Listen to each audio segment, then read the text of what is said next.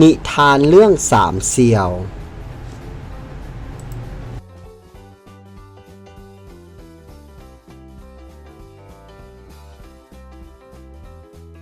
แต่กี้แต่ก่อนในป่าดงแห่งหนึ่งได้มีหมาจอกลิง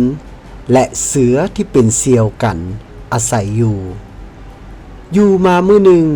ได้มีแม่หญิงที่ถือพาได้6 เดือนเดินทางเข้ามาเฮ็ดให้อยู่ในดงแห่งนี้เมื่อเท่าลิงเห็นก็คิดอยากกินเด็กในท้องของนางแต่ก็ได้แต่คิดเพราะว่าเฮ็ดหยังบ่ได้เมื่อฮอดยามแลงนางก็กลับบ้านส่วนสามเสี่ยวก็พากันนอนอยู่ก้องห่มไม้พอตื่นเช้ามาหมาจอกจึงเว้านำลิงและเสือว่าเมื่อคืนนี้เฮาฝันว่าได้กินลูกในท้องของนางคนนั้นได้เสือก็ตอบว่าเฮาก็ฝันคือกันและลิงจึงได้ห้องขึ้นว่าเฮาฝันได้กินเมียพญาอินทร์สามเสี่ยวเว้าเป็นเสียงเดียวกันว่าพวกเฮาฝันว่าได้กินต้องได้กินสามเสี่ยวเถียงกันฝันกินแต่บ่ได้กินสนั่นหลิงจึงใจห้ายแล้วไปหาพญานกเขานกเขาได้แนะนำว่าถ้าพวกเจ้าสิกินพวกเจ้าต้องไปให้พระอินทร์ตัดสินก่อน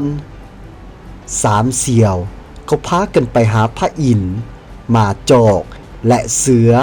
ก็เล่าความฝันให้พญาฟังเมื่อพระอินทร์ได้ฟังแล้วพระอินทร์ก็เห็นดีให้กินตามความฝันในทันใดนั้นลิงก็เว้าขึ้นมาว่าเมื่อคืนนี้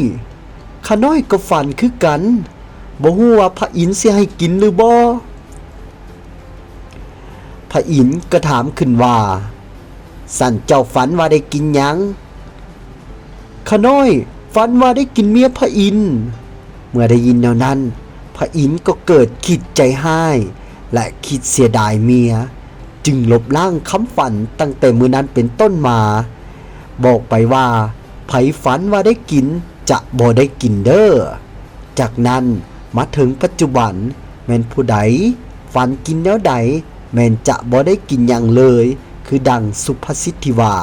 ความฝันนี้บ่เป็นตาผ้าเสือฝันว่าได้นุ่งเสือบ่มีได้นุ่งธงเด้อ